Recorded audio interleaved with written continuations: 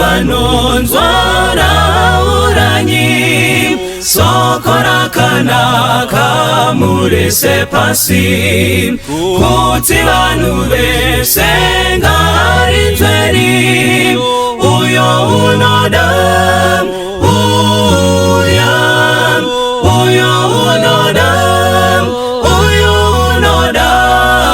tumasoko pagomonemikana baba wadikanwa ari kudaidza uyo unoda uyo unouya nasi uya pinda pamusiwo wazarurirwa Jesu ndiye nzira yeidiyega uyo unoda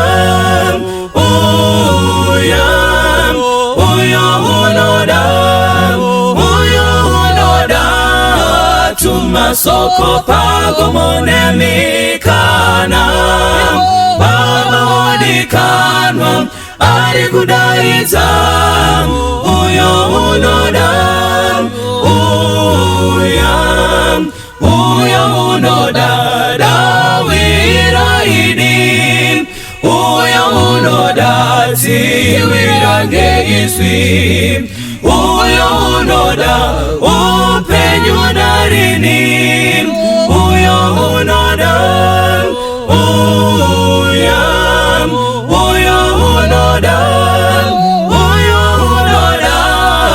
tumasoko pagomonemikana baba wadikanwa ari kudaidza uyo unoda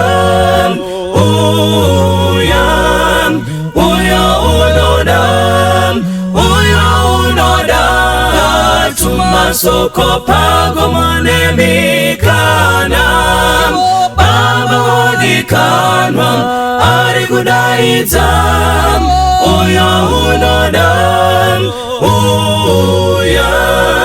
baba wadikanwa ari kudaidza uyo unoda baba wadikanwa ari kudaidza uyo unoda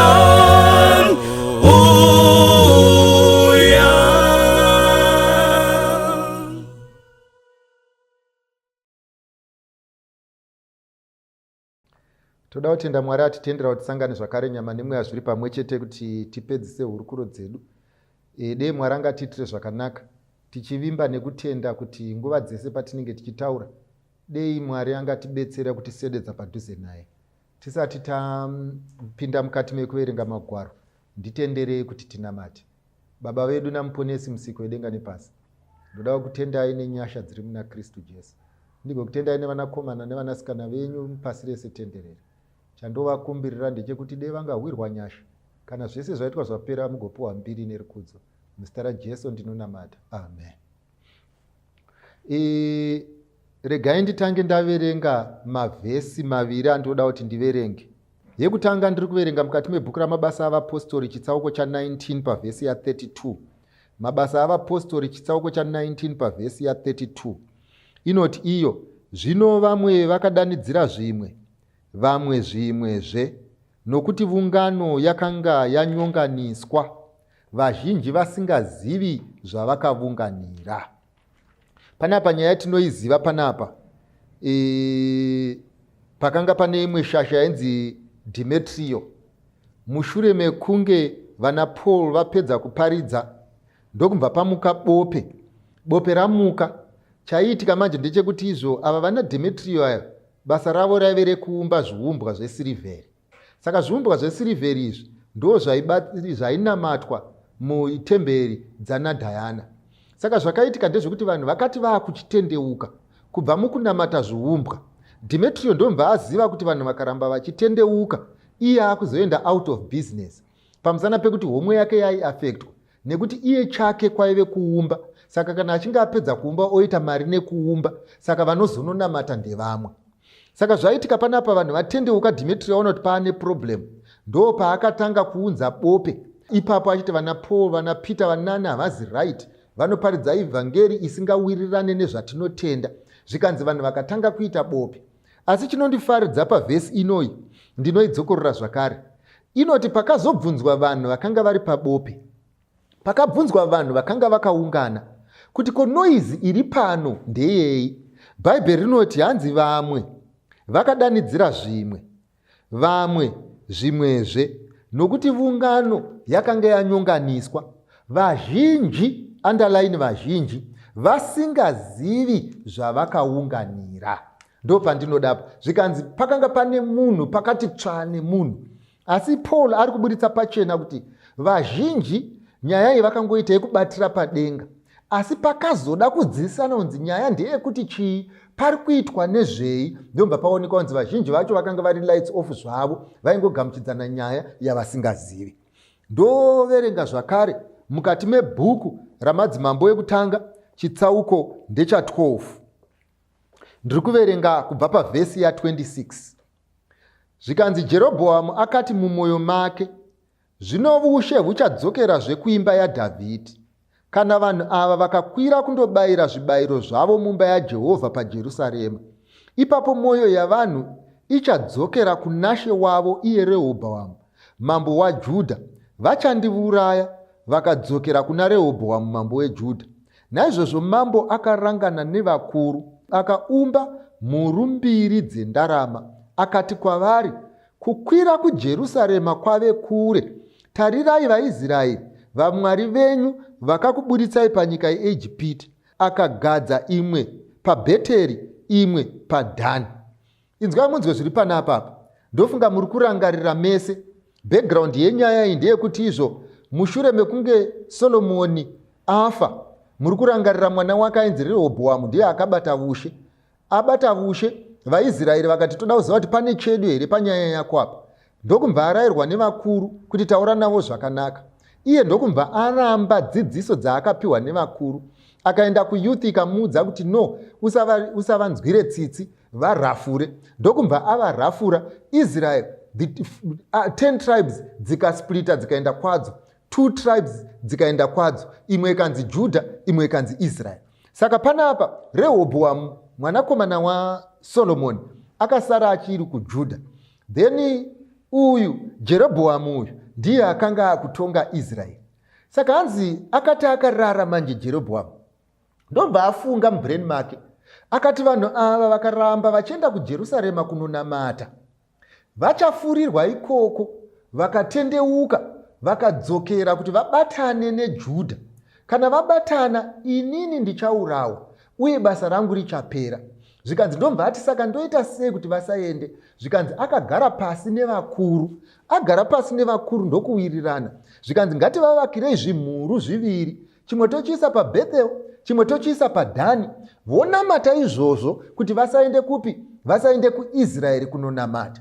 Zvikanzi asi aiziva, ndoda kudzokorora. Bhaibheri riri kuti panapa vanhu vakanamata zvimhuru izvi, chikonzero chavakapiwa chekunamata chaive chekuti chii? Chekunzi takunzwirai tsitsi kuti imimi kuJerusarema kwaakure, mukaramba muchifamba muchienda kuJerusarema munodhiniwa, munoneta, munofirako, munorwadziwa nemakumbo. Saka kuti musarwadziwe nemakumbo, taakukuisirai dzimhuru. Saka vakanamata zvimhuru vachiti tafevhegwa. Ndoda kuti mupabate ipapo. Nyamba, vakuru nemuumbi wezvinhu anove ndiye mambo ndo vaiziva chikonzero chekuti sei mhuru dziripo. Imwe yese club yakanga iripo iyi hakuna akanga achiziva kuti sei tiri pano. Saka ndoda kuti mubate nyaya idzi mbiri, mudziise mumusoro menyu kuti yekutanga yataverenga mukati mebhuku ramabasa avapostori, zvanzi vamwe vakaiti izvi, vamwe vakati izvi, asi vazhinji were full of confusion. Panapa futi taakudzwa nzi vamwe vari kunamata zvifananidzo vachinamatira kuBethel nekuDhani pane kuenda kupi? KuIsrael. Why? Zvikanzi they did not even know why they were doing it, but vaingoita because ndo zvavaudzwa. Saka vanangu, patiri kutaura mukati mezuva ranhasi, ndoda kuti mubate chinhu ichi. Ndoda kuti tinyatsowirirana panapa kuti Ndiwe muridzi wenyaya here kana kuti iwewe wakangobatiswa hafu yenyaya? Ndiwe muridzi webhora here kana kuti iwewe chako kutamba chete? Ndiwe muridzi wegemu here kana kuti iwewe uri kuseenzeswa? Chiri kuita kuti tidaro sekutaura kwandanga mboita, nedzimweni nguva unogona kunge uchisevenzeswa. Regai ndimbokudza zvakaitika rimwe gore mudzimai akanga ane murume wake, ndokubva varonga, ndobva vaita business. Vati tinoda kuita business, vakawirirana kuti handei Chipinge tinotsvaka mushonga. Vaenda Chipinge vakanopiwa mushonga, asi zvinhu zvavakapiwa kuChipinge vakazoziva papaya kuti zvaida mumwe munhu wekuti zviite mukadzi. Saka uyu muridzi webhizinesi nemukadzi wake kuti ape mukadzi wake kuzvinhu izvi zvimuite mukadzi, ndomba zvamurembera. Mukadzi wokuti apiwe kuzvinhu zvababa aitwe mukadzi, ndomba zvamuremera. Ndokumva vagara pasi murume nemukadzi, ndokuwirirana zvikanzi toita sei neproblemu yatinayo pano. Ndokumva vawirirana vari 2, zvikanzi ngatitsvakei vamwe mainini vanouya pano pamusha. Kana vauya pano pamusha ndo vachave mukadzi wezvinhu izvi. Asi chinoitika ndechinoti mainini vekunzwa pamusha apa pavakanyengwa vachitengesa mustoro, vakafunga kuti ndaakunoita mukadzi wabusinessman. Vakatoenda vakafara, vaakuziva kuti pandaakutengesa manje handisisiri mushandi pano, inini ndatove mudyi wenhaka, ndave muridzi webhizinesi naye. Chavasina kuziva dzakanga dzisiri tsitsi dzamaiguru kubatana namainini, dzakanga dzisiri kudiwa muzvina bhizinesi kunzi vagare pamusha. Asi varidzi vebhizinesi vaiziva kuti wataakuda pano mukadzi wezvinhu zvarambwa namaiguru. So by the end of the day, patiri kutaura nyaya iyi, ndoda kuti vanangu patinenge tichitaura uzvibvunze mubvunzo nekuzvipindura kuti iwewe madirwo aunoita nemunhu ane mukadzi wake chake kukuda here kana kuti pane yawakarongerwa. Ivo mainini kukuignowa sevasingakude kwako kukutya here kana kuti vanoziva kuti matouya kurelief. Partnership yamajoinai, are you sure you are in charge? Oro vazhinji venyu muri kupfimbwa, mucharoorwa, kwete kuita vakadzi pamusha, asi kuti imi muchengete nekusevhisa zvinounza mari pamusha. You are not going pamusha kuno enjoya sevaridzi vamusha, but you have been chosen and picked up as disposables. Vanhu vane zvinhu zvavo, zvinhu zvavakuunganidzira izvi. Imimi basa renyu mainini kuita semuripo, asi nyamba anonyatsoziva zvamakagarira ipapo ndiye muridzi, muumbi wezvinhu zvamunonamata. Saka panapa imimi vazhinji ndoziva kuti nharo dziripo, vazhinji ndoziva kuti musoro yakaoma, asi chandoda kukuudzai nhasi pandichaenda nemi mberi tichirondedzera nyayai, takabva neko kumhunga hakunahwa. Pakacherwa makomba etsoro aya, mamwe acho akachegwa tiripo. Pakaitika zvinhu izvi, zvimwe zvacho zvakaitika tiripo. Usati kana wagara patsoro ukatamba, ukaitamba sezvinonzi unotamba kudarika vanhu vese, oita sezvinonzi ndiwo wakauya nemakomba. Maindi uzive kuti design yemakomba is not your baby. Design yechessboard is not your baby. Design yedraft yaunotamba is not your baby. Kudesign wako bhora rinokunguruka handi wakaridesign. Kana isusu wakachena musoro, taakutaura nenyaya idzi padzakambotambwa taivepo. Saka imimi muri kuwira mumakomba atakamboona vamwe vachiwira, muri kuzotsvaka minamato yatakatombopa vamwe, muri kuvhimana nezvakambovhimwa nevamwe. Handi vese vanoti ndinokuda vanokuda, handi vese vanokuitira pati vari kurevesa, handi vese vanoti svika kumba vanoda kuti usvike kumba, handi mari yese yaunodya iri yavo. Ndoda kukudza kuti vazhinji venyu mugere henyu pamudhara uyu, asi handi mese makagarira mudhara iyeye. Asi chinonetsa panyaya iyi manje ndechekuti izvo ari kutambwa ndiye ari kuita nharo kudarika anomutamba. Vanhu vanodhifenda nyaya yakarongwa vasipo seyavo. Yezvo Bhaibheri panapa raakutaura, umwe akadanidzira izvi umwe akadanidzira izvo, but the majority did not even have a clue of what was happening. Ndaitaura mazuva akapfuura pachidhiskaswa nenyaya yekuti izvo paiitwa mapati anonzi ma-all white party. Saka ndakubvunza vana ndikati izvo zvinhu zvakambobvepi, zvinoenda kupi? Hakuna anoziva. Ndokumva ndaenda paindaneti ndikati zvinhu zvakambobvepi izvi, ndikaona kuti vanhu vakatanga zvinhu izvi vakanga vachiti toda kuita ma-all white party kuti tibatsire vanhu veAIDS. Saka ndokumva ndazvozvibvunza mubvunzo kuti mapati aya zvaakaita vanhu veAIDS vangani vaunoziva iwe vakabatsirwa. Tichadzoka panyaya iyi. Regai ndimbomira mbichana ndimbopindura mubvunzo iri pano. Ndichaipindura ndichimanya, asi kana ndikatadza kuipedza tinozopedzisa zvimwe zvatatanga mukati mekudhiskasa nhaurwai. Saka ndichatraya kupindura mubvunzo ndichimanya. Uyu ari panapa uyu anoti izvo maparents angu anoda kupindira mukusarudza kwekeria yangu. Ini ndinoziva kosi yandinoda uye ndinoziva zvandiri kuda. This is none of their business. What do they have to do naizvozvo? Nyaya yako ndainzwa mwanangu, and handina nharo newe. Chandoda kuti ndingokuburitsira pachena ndechekuti zvinogona kuitika kuti iwewe mwanangu wasarudza kuda kuve pilot, asi baba vako nekuti ndeve muno muZimbabwe vanoziva kuti Zimbabwe ingori nendege 1, ene ndege yacho itori nemuchairi kudhara. Saka vanenge vachiti ukanoita iwewe uchadhiraivha yaani ndege nekuti ndo yoga yavanoziva. Asi iwewe unogona kunge une plan yedzimwe ndege dzaunoziva kana dzaurida kuzoenda kunotyaira. Ukasavaonesa plani iyoyo munoramba muchiitisana nharo nekuti background dzenyu dzakasiyana. Saka haizi nyaya yengoti izvi ndo zvandada kana kuti izvi ndo zvandada, nekuti we can all make mistakes. But issue iripo kana argument yamuka munochigara pasi moonesana why this and that should be considered and this and that must not be considered. Hapana nyaya ingaite kuti vanhu vakonane, anobhadhara neari kubhadharirwa fees kana pakuonesana mune zvakanaka. Ndinofunga iyi yafa. Uyu ari kuti izvo inini baba angu munoti izvo tinofanirwa kukudza baba namai kuti mazivo edu awande panyika. Inini baba vangu vakanga vari munani rezi, ndo zvaari kutaura pano pamba pavo. Saka ndinova respecta ndichiti kudii. Mwanangu, baba havakudzwe nekuti vane musoro, vanokudzwa nekuti vakabereka. Saka iwewe hauvakudzi nekuda kwezvavakakuitira, unovakudza nekuti mupiwe upenyu apa instruction yekuti vakudzwe. Saka ishu yekukudzwa kwemubereki haizi ishu inodhiskaswa pakati pemufundisi nemufundiswi, kana kuti pakati paelder nenhengo, kana kuti pakati pangu newe.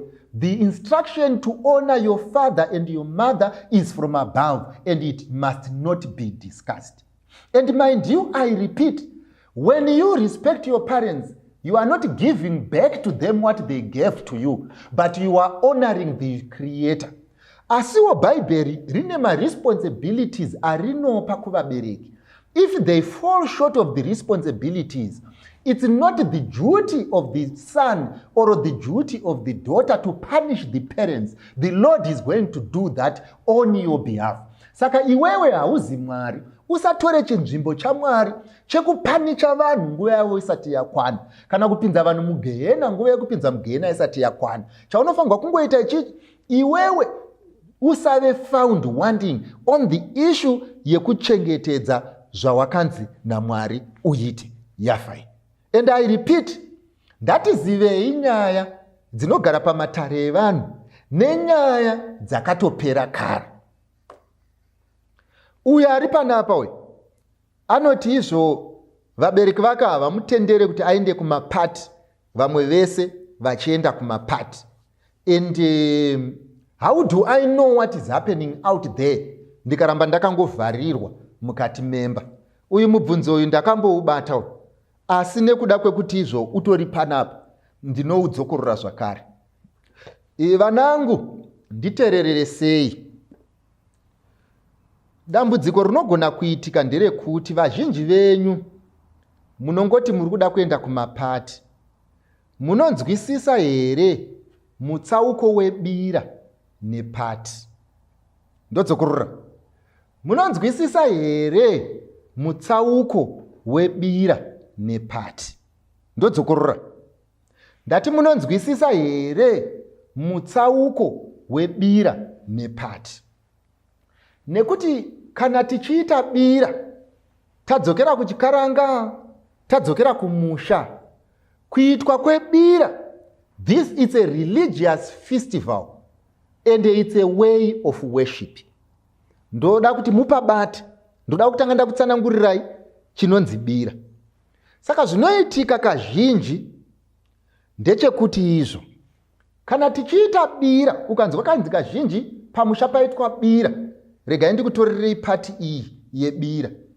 Zvinoitika ndezvekuti izvo, kare vanhu vasingazivi Mwari vaiti izvo kana munhu achida kurapwa ainorapwa kun'anga. Asi zvaiitika ndezvinoti kana munhu akaenda kun'anga akanoonekwa chirwere ichi achingopiwa mushonga achingoumwa asi asingapore, n'anga yaiti inini pandinogumira ndapedza, uyu munhu haasi kupora, ndakumubvisa from my domain into the next domain yainzi yemasvikiro. Pekunzi mweya yatinoziva kuti ndeipi tichaitsanangura, ndo yaizotaura kuti munhu pamba pano pane dambudziko rekuti nerekuti, ndosaka zvakati zvichiitika. Saka izvi zvaizoitika pabira. Asi ndoda kukudza kuti paitika na vanhu vari pabira, paive pane magrupu matatu evanhu.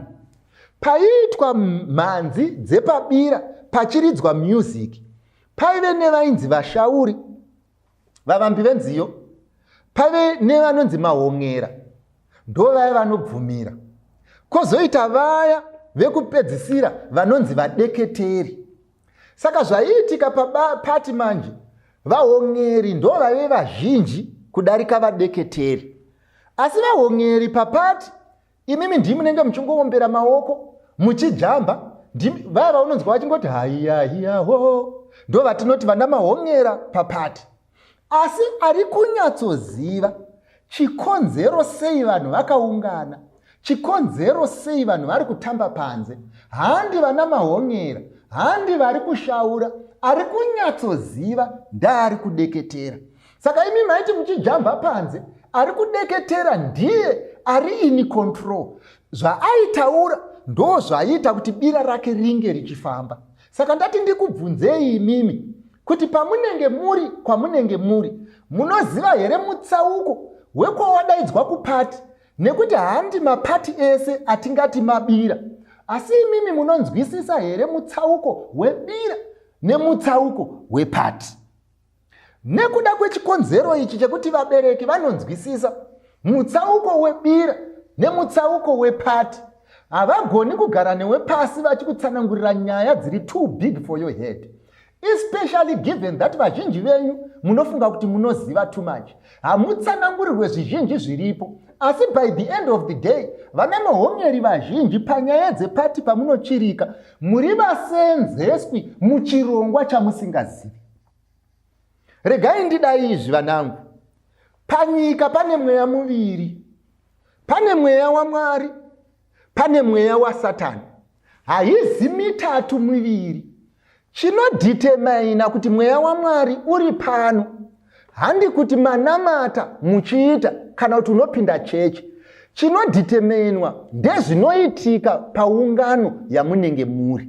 Saka ini ndoda kuti ndikubvunzei kuti kana muchinge maenda kupati kwenyu kwamunoenda, mapedza momwa madiro, mochirika madiro, moridza madiro, monoita madark lights yenyu sezvamunoda, umwe nemumwe otanga kubuda nowabuda naye achienda kunovata.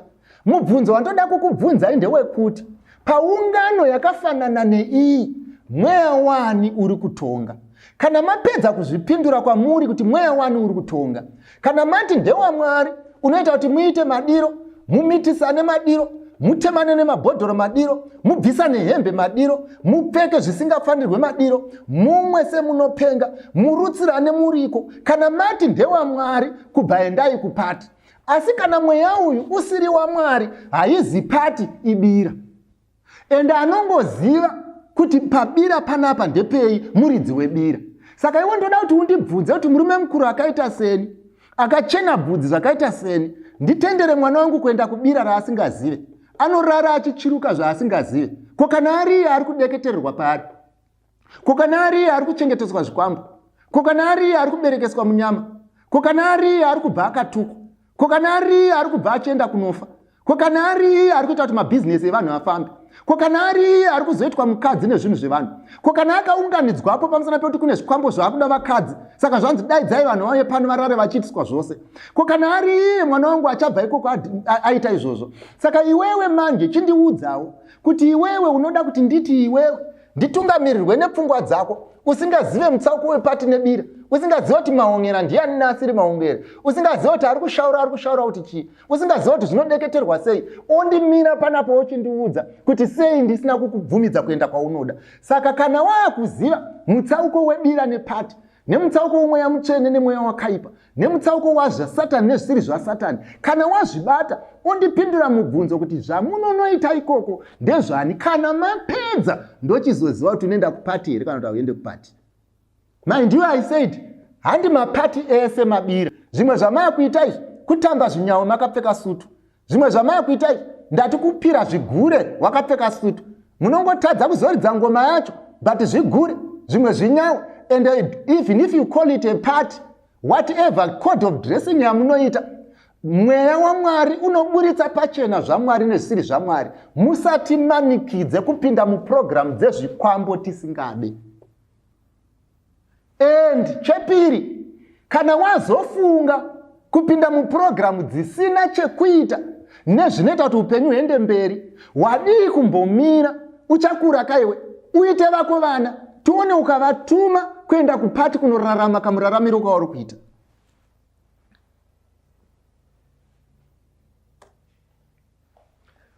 Yafai. Vanangu, ndinovimba patiri kutaura. Hatizi kutaura zvekutukana. Tiri kutaura zvekuonesana. Uye handizi kukuudzai kuti vanhu vese vamunoona uku vane zvavakaita. Inini ndangoti mutsauko uchaita kuti tibvume ndewe kunge waziva mutsauko webira nepati. Yafai. Ende pane chimwe chinhu chinorwadza mufunge chiri kuitika muupenyu. Ndechekuti isusu vabereki venyu taitoidawo mari yakawanda. Taitozvidawo zvinhu zvinofudza mombe tisina kuenda kumombe. Taitozvidawo zvinhu zvinotiita kuti tive nemangoromera tirove munhu achisvika uko. But ndomba taona kuti magumo azvo haana kumira zvakanaka. Zvinotoda kumbokubvunza mwanangu kuti izvo mushure meunge madzisekuru ako amake a decision yekuti rodhi iyi hatiifambe, iwewe mwanangu ugoita mutakuri wezvinhu nemutakuri wemweya yakaipa nekuti waridzirwa marekodzi usiku hwose. Only because of that ukatengerwa doro, ukarara uchitamba redhiyo usiku hwese mwanangu, kuita kunobereka zvinhu zvisina chekuita newe, only because you don't want to think. Ende uri too argumentative, ende unooma musoro, ende unoita sewenge uriko kwawakanga usiri.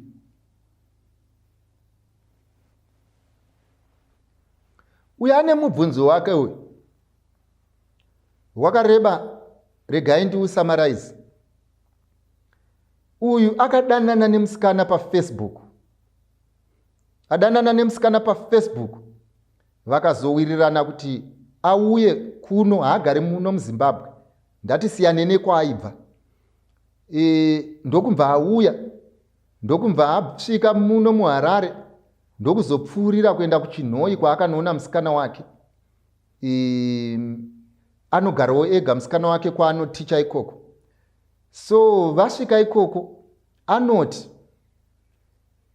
vakanga vari vese kwemazuva 5 kana vatichiti vese arora usiku nemasikati vachionana, ndoda kuti mupabate patiri kuenda mberi nemubvunzo. 5 days achiona musikana, vari 2 vachionana ikoko. Asi anoti izvo musi wekuoneka usiku hwacho, achida kuisa foni yake pachaja, akazoona kuti yemusikana yanga isina kuiswa data on. Paakaisa data on, ndomva mapinda mameseji airatidza kuti musi waakanga achibva pane chimwe chikomba chakanga chakawirirana kuti chichauya. Ende mukunzvera kwake akaona kuti vakanga vakatoironga, uye musikana akanga audza chikomba kuti vasafone, vasaise meseji paWhatsApp nekuti haana data. Apedza kudaro, anoti izvo akazorealiza kuti zvikomba izvi zvaive 2. Ndokudhiskasa nyaya ine musikana wake. Musikana wake akamuburitsira pachena kuti ava akanga asina plani yekuroorwa navo. In fact, vaitove varume vevanhu, endi vaingomuchengeta pakubhadhara rent nezvimwe zvese. Saka panapa uyu anoti apedza kutsanangurirwa nyaya iyi, akambaudza musikana kuti handichakuda, ndokumva vasiyana. Asi dambudziko rake heri, musikana ari kuti ave nemwana, ende mwana uyu ndewake.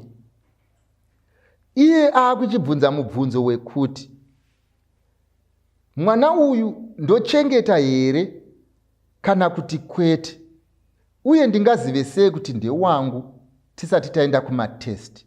Ndo number 1. Uye number 2, akanga asiri kutarisira kuve nemwana out of marriage. Saka ari kuti izvo zvinoita here, nekuti musikana yanenge ari kumudza kuti zvinhu zvachinja, kuti aroorane nemunhu ane history seyaambotaura. Ndo mibvunzo miviri iri pano. Ndinonamata nekuvimba kuti ndichaipindura sezvainoda. Ndoda kuti pandopindura, vanangu muzorangarira imwe statement inotaurwa naJesu inoti vanakomana nevanasikana verima vakangwara kudarika vanakomana nevanasikana vechiedza. Ndoda kuti muibate, muiise mumwoyo menyu, ndodzokorora. Vanakomana nevanasikana verima vakangwara kudarika vechiedza. Saka pandichapindura mubvunzo uyu, ndichange ndakazembera panyaya iyoyo. Ende ine handizoutori sefani sezvinoitwa nevamwe venyu, nekuti hauzi 1 mubvunzo wandinawo wenature iyi. Ndodzokorora, hauzi 1. Imwe yacho ndakaisiya kubva kwekutanga ndasingaipindure mibvunzo of this nature. Asi ndazofunga kuti ndogona kunge ndichijamba gomba randiri kuti idiki iro riri hombe. Inini ndoda kukuudzai chokwadi pamberi pevanhu naMwari. Kwatakakurira kuchitungwiza uko, pataiti makusenegega kana taakusimuka tichienda kuzvikoro, pamabus stop pataimirira, kune mamwe mabhazi aiuyapo akanga akanzi Zimke Trust. Aitakura vanhu kuendesa kuchikoro vakanga vakazvarwa pfungwa dzavo dzisina kunyatsosvika zvakanaka. Saka ndo vaitorwa nemabhazi aya. Asi zvaiitika ndezvekuti mabhazi aya aiti atora vanhu, pane vamwe varume vakuru vataimira navo pamabus stop, vekuti behavior yavo yakanga iri worse than vana vaitorwa nemabhazi eZimke. Zvekuti waizopedzisira wakuita wanda kuti bhazi reZimke parauya pano, ukati harina kusiya vamwe, because waiona sevakakodzera kunge vari mubhazi iroro. Ndo zvandinongofunga nevamwe vana vedu vemazuva ano, kuti vana vangu, vanhu zvavakazara kunorapwa vane pfungwa dzisina kunyatsomira zvakanaka. Mune shuwa here kuti vamwe venyu manga musingade kumbonoonekwa kuti munyatsoona kuti pfungwa dzenyu dzisiri kupanana moto here kana kuti hadzipanane moto? Ende ndonyatsorevesa imbogara pasi uri soba mumbofunga kuti brain idzi muri kudzishandisa here kana kuti makangofunga kuti dzisashande. Ndo bata pati yekutanga.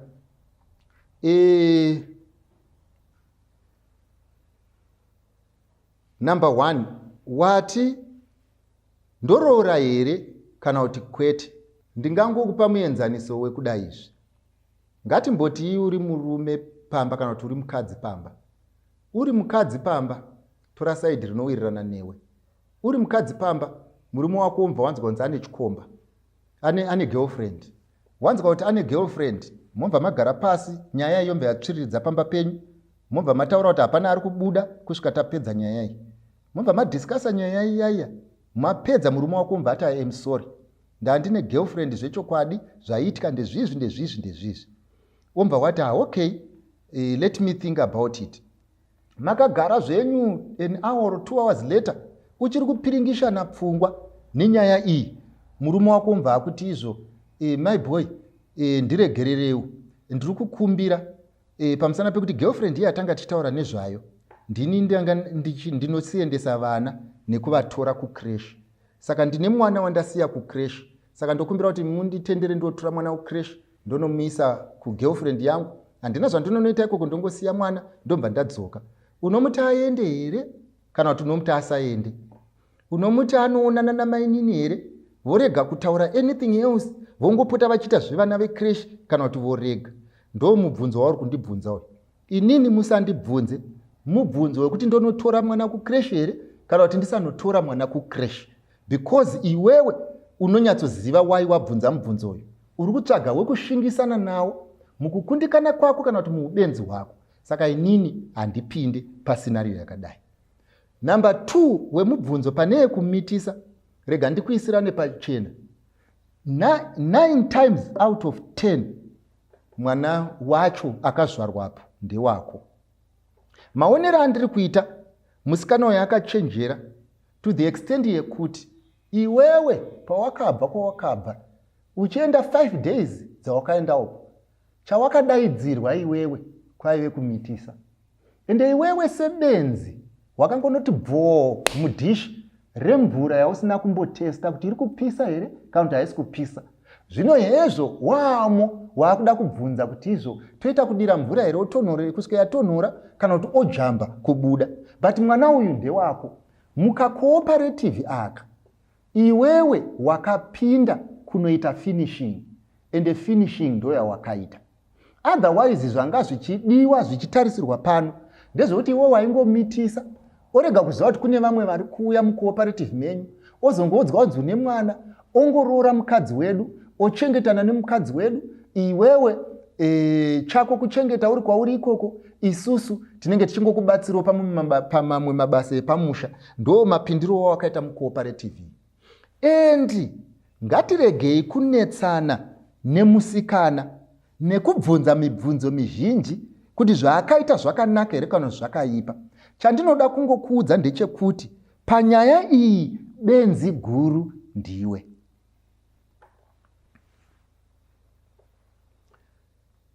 Then pekupedzisira apa pawataura kuti izvo imwe boyfriend yacho munhu wechechi, saka unoda kuti afumurwe. I don't believe kuti munhu anotendeuka nekunyadziswa. We don't solve our issues on social media. We deal with the individual directly. Ndo dzokorora. Zvamkaitika ikoko hazvina chekuita nevanhu. Ende vanhu havafanirwe kutendeuka nekutyaiwe. You must not blackmail people into being Christians, but you can sort these issues nedzimwe nzira. Ndoziva kuti vazhinji hamuwirirani neni panyaya iyi, but inini ndinodzokorora. Do not blackmail people into this. Asiwo kuna baba mukuru kana kuti ndibaba munini vari kuchinhoi, vari kuita business iri rekujamba kumba kwavo vachienda kumwe. Ndoda kungokupaiwo advice ndichiti, ukaona tractor ikabva vhiri iri pamatero rikakunguruka riyazi hombe richiuya, munhu akachenjera itotiza kana zvichiita unovanda nemuti kana kuti nedombo. Pamusana pekuti ukamira uchiti ndinorigama rinokusiya wafa. Saka chandoda kungokuudzai baba mukuru kuchinhoi ndechekuti kuno kuHarare tractor yabva vhiri. Mukaramba muchitamba magame aya manje munotsikwa, because vanhu vane zvigumbu nenyaya iyi. Saka ikokoko verenganai kuchinhoi ikokoko munyatsoziva kuti muri vangani muri kuita zvinhu izvi. Ende usade kuti tiprofite kana tiite sei. Munhu wese unoziva kwaunorara, unoziva kwaunoswera, unoziva kwaunodiwa, unoziva zviri kuitika. Ndiri kuda kudzokorora panapa. Kana ukaramba uchitamba nyaya idzi, Mwari haagone kuramba achivanza urema hwako. Iyi tractor iyi yabva vhiri. Saka make sure you sort these things out. Mwari akuitire zvakanaka. Uyu anoti iye ari panapa uyu anoti izvo pane chakaipere kudanana nemunhu asina kufunda. Indingangobvunza kuti asi pane here vari kurambidzwa kuenda kuchikoro? Kwa hiyo pfungwa inomurambisa chikoro haigone kuzomubata futi here aroorwa akaramba zvimwe zvisiri chikoro. Inini ndichiti pane mutsauko wekuwirirana nemunhu asingadi chikoro nekuwirirana nemunhu akashayirwa mari. Akashayirwa mari haanzi haana kudzidza, anongonzi haasati adzidza, nekuti kana mukana wapo achaita zvakarurama. Asi ava vekuramba chikoro ava, shavi ravanaro rinogona kutinetsa mangwana. Ndoziva kuti vazhinji muri uko munoti chikuru rudo, asi chandoda kukuudzai ndechekuti izvo rudo runonakidza kana vanhu vane brain dzinodhonza. Asi kana paita umwe akatadza kuona kukosha kwechikoro, kuti uzoda kumuonesa kukosha kwezvimwe zvinhu, ndoda kukuudza kuti richave damba refu. Uyu ndiubatanidze neumwe wandakabvunzwa last time wekunzi izvo maonero ataakuita chikoro chacho hachina kukosha, nekuti izvo anofunda asikafunda ari kutambudzika, asina kufunda ari kutambudzika. Regai ndiise pachena ndichiti kudzidza hatidzidze kuti tiwane mari. Kana tichifunda tichienda kuchikoro tinofunda kuti pfungwa dzibhengenuke, kuitira kuti tikwanise kuzodhila nema-environments edu as they come. So this is the reason why we go to school. And even if data idzidzira kuenda mari, remember Zimbabwe is not the whole world. Ndofunga yafai. Now, mukuvharira vanangu, nditenderei nditi, pamavhesi andiri kukuverengai, pamavhesi andanga ndichikutaurirai, pamavhesi andaverenga, ndeyekuti vanangu ndoda kuti ndikuudzei zvimwe zvinhu zvinoitika mumisha, zvimwe zvinhu zvinoitika murodhi, zvimwe zvinhu zvinoitika mukurarama zvinokonzereswa nezvatakatakura, hazvikonzereswe nesu tiri direct. So by the end of the day, upenyu hwakunetsa mazuva ano ndehwekuti nyika yakupa chiremerera vasina chiremerera, nyika yakuita macelebrity kune vasiri macelebrity. Munhu anogona kutoita celebrity akadiwa nenyika yese, akaita malikes asingaperi, akafollowewa nenyika yese, aita celebrity yekungoti afamba asina kupfeka. Munhu anogona kuita celebrity munyika ino yatinorarama, anoita celebrity nekuti angotaura zvinonyadzisira. Munhu anogona kuita celebrity mukati menyika yatiri kurarama, anoita celebrity nekuti afamba nemota yakanaka, whether akaiba, whether akaitenga zvakanaka, people are no longer interested. Munhu anogona kuita celebrity mukati menyika inoi pamusana pekuti anodiko, nekuti ane vasikana vakawanda vaanonorara navo nguva imwe chete, otoudzwa kunzi he is a player, he is a master in these things. Zvese izvi zvaakutenderwa nenyika. Vanangu, ndoda kukukumbirisai chinhu ichi, musaende nemhepo, musatorwe nemhepo, musafungirwe nenyika, musafungirwe nesocial media, musafungirwa nelaptop, usafungirwa nefoni, usafungirwa nezviri kuitika, usafungirwe nezvinofamba nevanhu, usafungirwa nekuwanda kwemari muhomwe, usafungirwe neunnecessary ambition. Ndoda kuti wakagara ugare pasi uzvifunze kuti iwe umborani, unozikanwa nezvei, uye unoita nezvei, uye unoda kuti zita rako rizikanwe nezvei, uye unoda kuti izvo mhuri yako igozikanwa nezvei, uye unoda kuziva kuti kwaunoenda munosvika nezvei. Ndoda kukukumbira kuti uve neyour own identity, uve neyour own brain, uve neyour own mindset, uve neyour own thinking. Kana ukadaro mwanangu, zvinhu zvinoendeka. Usararame upenyu nemanotsi asina chekuita newe. Usararame upenyu nemanotsi ari borrowed. Usararame upenyu nenzira isiri newe. Usararame upenyu nekufamba neborrowed ticket. Usararame upenyu kuseka majokes asina chekuita newe. Usararame upenyu kuti unzi uri good boy when in real life people are capitalizing on you. Usararame upenyu like a passenger in your own life. Usararame upenyu wekuita kusundidzirwa sebhara. Mwanangu, ndoda kuti umire, whether you are rich or you are poor, whether you are short or you are tall, whether you are thin or you are fat, whether you are beautiful or you are not beautiful, whether you are dark or you are light. Ndoda kuti umire nezvaunazvo, nezvauri, and feel good, and stand up tall, and talk loud, and represent the brand that you are representing, and represent the family that you are representing, and represent the idea that you are representing, and build a world that your child will fit into, and build a future that you would want to appreciate. Ule iwewe, uri iwewe, irrespective of what people say, think about you. This is my appeal to you, young men, and this is my appeal to you, young woman. You need to be yourself. I repeat, you need to be yourself. And I repeat, you need to be yourself. Gatinamati. Isho wangu namponesi msiku wedenga nepasi. Rumbidzwa ine kusingaperi nekuti zvakafanira ine. Jehovha imboti tenderai mudzimba dzese dzatigere. Titaure nevana vedu sehama nehama, sevanhu vagere vese mukati medzimba. Tionesane chinhu ichi. Iyi nyika yakuda kuenda kunopetwa. Dei vana vedu vasafe semakonzo, sevana vedu vasafe sevanhu vasina njere. Mwari itai kuti vana vedu vasafe sevanhu vasina kumboravira zvakanaka. Itai vana vedu vanzwisise kuti upenyu chii uye huri kuendepi. Uye kune vamwe vakarurama varikoko vanokushuvirai kuti muvatungamirire mune zvakanaka. Ndandingovakumbirira Mwari kuti vasimbise muzvinhu izvi. Dei mhepo dzenyika ino nemweya yakaipa inovhuvhuta ikasatakura vanhu. Muzita raJesu ndinonamata. Amen. Wanga waenda kuna Jesu yere, wasambwa muropa renyenye,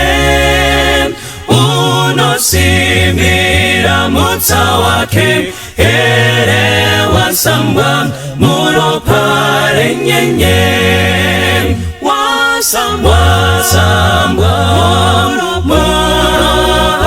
muropa roere renyenye, moyo wako wakachena oyere, wasambwa muropa renyenye, unofamba naye mazuva ese, wasambwa muropa renyenye, unozorora kuna Kristu ere, wasambwa muropa renyenye, wasambwa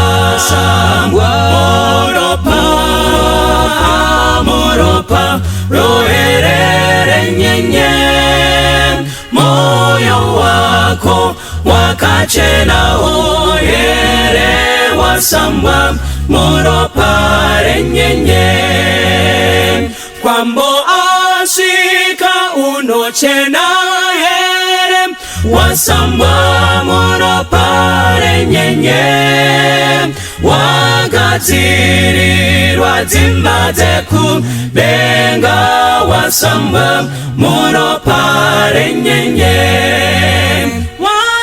wasambwa muropa roere renyenye,